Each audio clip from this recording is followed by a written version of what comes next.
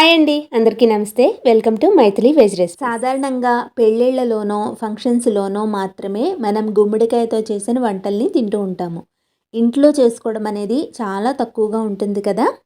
కానీ దీనివల్ల ఉపయోగాలు తెలిస్తే మన డైలీ రొటీన్లో అందరూ కూడా దీన్ని ఖచ్చితంగా యూస్ చేస్తారు. అవేంటో తెలుసుకుంటూ ఆంధ్ర స్టైల్లో గుమ్మడికాయ కూరని ఎలా ప్రిపేర్ చేసుకుంటారో ఇప్పుడు చూసేద్దాం. దీనికోసం నేను ఇక్కడ చిన్న సైజు గుమ్మడికాయనే తీసుకున్నాను. దాన్ని బాగా కడుక్కుని ఇలా 2 ముక్కలుగా కట్ చేసుకోవాలి. ఇప్పుడు లోపల ఉండే గింజల్ని, పీచుని మొత్తం తీసేసుకోవాలి. ఈ గింజలు కూడా మన హెల్త్కి చాలా మంచివి. మామూలుగా అయితే మనం బయట మార్కెట్ నుంచి వీటిని చాలా ఖర్చు పెట్టి సెపరేట్గా కొనుక్కుంటూ ఉంటాం కదా.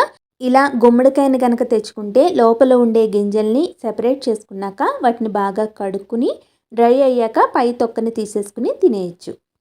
ఇక్కడ నేను గుమ్మడికాయని కట్ చేసుకుని లోపల ఉండే పీచును కూడా క్లీన్ చేసేసుకుంటున్నాను. అలాగే పై తొక్కని కూడా పీల్ చేసేసుకుంటున్నాను. తర్వాత వీడియోలో చూపిస్తున్నట్టుగా కొంచెం పెద్ద సైజు ముక్కలుగా కట్ చేసుకోవాలి. ఇలా కట్ చేసుకోవడం వల్ల మనకి కూర అంతా అయ్యేసరికి గుజ్జు గుజ్జుగా అయిపోకుండా కొంచెం ముక్కలు అనేవి కనబడుతూ ఉంటాయన్నమాట.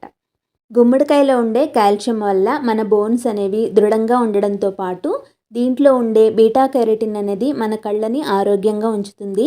అంతేకాకుండా ఇది బరువు తగ్గడంలోనూ హెయిర్ గ్రోత్ అవ్వడానికి కూడా చాలా బాగా ఉపయోగపడుతుంది.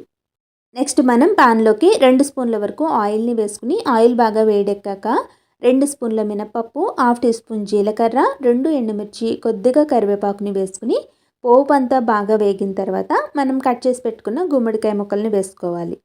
ముక్కలన్నీ వేసుకున్న తర్వాత వీటిపైన కొద్దిగా వాటర్ని స్ప్రింకిల్ చేసుకుని మీడియం ఫ్లేమ్ మీద మూత పెట్టుకుని గుమ్మడికాయ ముక్కలు మనకి మెత్తగా అయ్యేంత వరకు మధ్య మధ్యలో కలుపుకుంటూ మగ్గించుకోవాలి. ఇలా మూత మీద వాటర్ పోసుకుని మగ్గించుకోవడం వల్ల మనకి అడుగు మాడిపోకుండా ఉంటుంది. అంతేకాకుండా కూర కూడా మనకి తొందరగా మగ్గిపోతుంది. ముక్క మనకి మెత్తగా ఉడికిన తర్వాత రుచికి సరిపడా ఉప్పుని, మనం తినే స్వీట్నెస్కి తగినట్లుగా బెల్లాన్ని వేసుకోవాలి.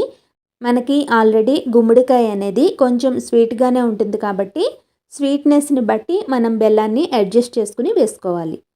బెల్లం పూర్తిగా కరిగి ఇలా ఉడికేటప్పుడు దీంట్లోకి 1 టీ స్పూన్ వరిపిండిలోకి కొద్దిగా వాటర్ని పోసుకుని బాగా మిక్స్ చేసుకుని తీసుకోవాలి. ఇప్పుడు ఈ వాటర్ని దీంట్లోకి యాడ్ చేసుకోవాలి.